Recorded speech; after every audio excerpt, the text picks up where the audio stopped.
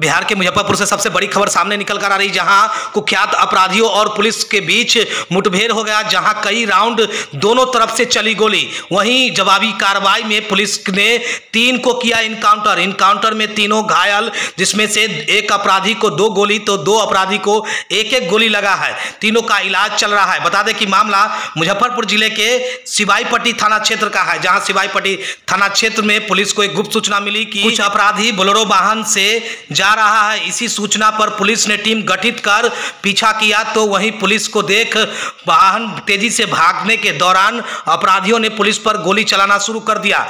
फिर पुलिस ने जवाबी कार्रवाई में किया इनकाउंटर में एक अपराधी को 2 गोली तो वहीं 2 अन्य अपराधी को 1-1 गोली लगा। बता दें कि मुजफ्फरपुर के एसएसपी राकेश कुमार कांटी थाना क्षेत्र में हुए माइक्रो फाइनेंस कंपनी में 27,42,000 रुपये लूट मामले में सम्मिलित अपराधियों को लूटे हुए रकम के साथ बंटवारा करने के दौरान पुलिस उपाधीक्षक पश्चिमी के नेतृत्व में टीम गठित कर बरसा लीची गाछी में घेराबंदी किया गया, तो वहीं बोलेरो पर सवार होकर के 3 अपराधी मौके से फरार हो गए, लेकिन कुछ अपराधी वहीं से गिरफ्तार हो गए, जिसमें 6 अपराधकर्मी शामिल हैं। इसमें नितेश कुमार, ललित सहनी, भरत पंडित, रशीद उर्फ डेविड, संतोष सहनी और कौशल दास को गिरफ्तार किया गया, जिनके पास से 2 देसी कट्टा, 3 जिंदा कारतूस और 1 किलो चरस और नगद में 3,08,90 रुपया बरामद किया गया। वहीं इसके साथ ही जब एसएसपी प्रेस वार्ता कर रहे थे तो पुलिस को एक सूचना मिली कि उसी मामले में फरार 3 अपराधी जो बोलेरो से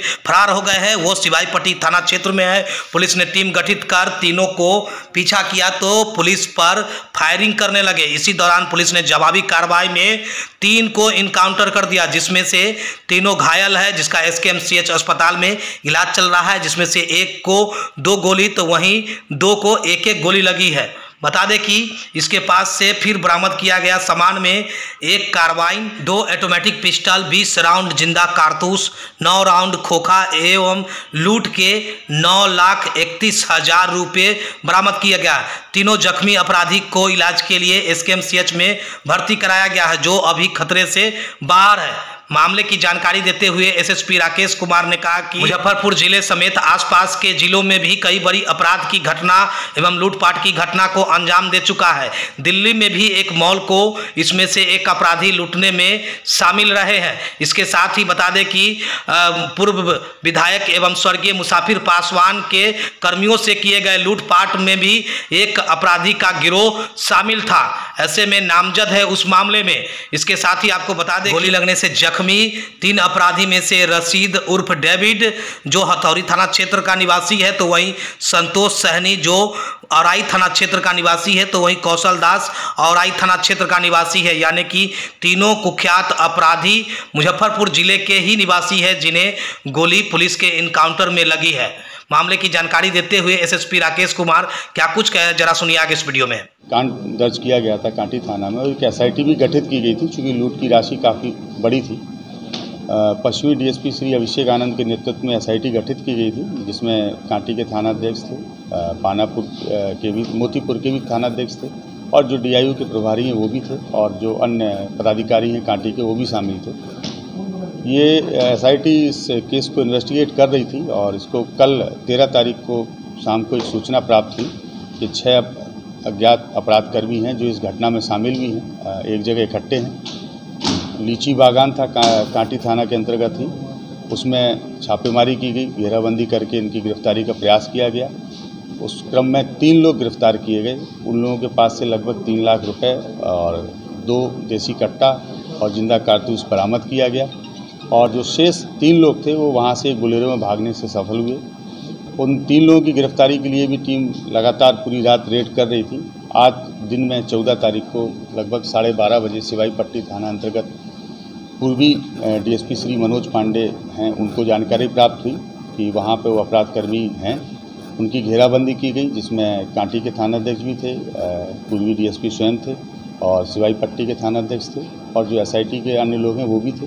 घेराबंदी के क्रम में सामने से बोलेरो एक आ रही थी, उसको रोकने का प्रयास टीम के द्वारा किया गया। उनके द्वारा पुलिस के ऊपर फायरिंग की गई।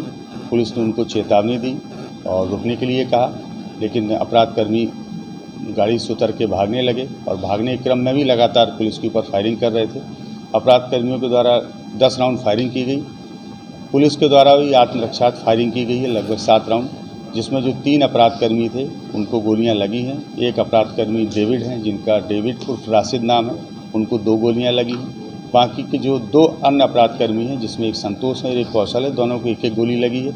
ये तीनों ही अपराध कर्मी अभी मेडिकल कॉलेज में इलाजरत हैं और खतरे से बाहर हैं। इन तीनों के पास से जो लूटी गई राशि थी उसमें से लगभग 9.5 लाख रुपये बरामद हुए हैं। एक कार्बाइन बरामद हुआ है, लगभग 20 राउंड जिंदा गोलियां बरामद हुई हैं, एक बोलेरो बरामद की गई है और इसके अतिरिक्त माइक्रो फाइनेंस कंपनी का जो लैपटॉप था जो लूटा गया था उसको भी रिकवर किया गया है।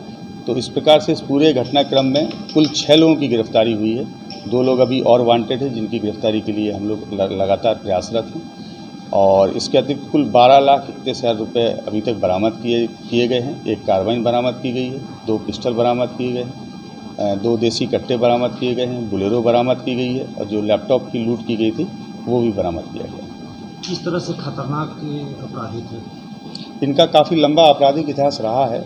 इस पूरे गैंग के जो टीम लीडर थे वो डेविड उर्फ राशिद हैं। उनके द्वारा पिछले 6 महीने में काफ़ी गंभीर घटनाओं को अंजाम दिया गया है, न केवल इस ज़िले में बल्कि सीमावर्ती ज़िले में भी। मोतिहारी ज़िले में भी पिछले माह एक बैंक लूट की घटना कारित उनके द्वारा की गई थी।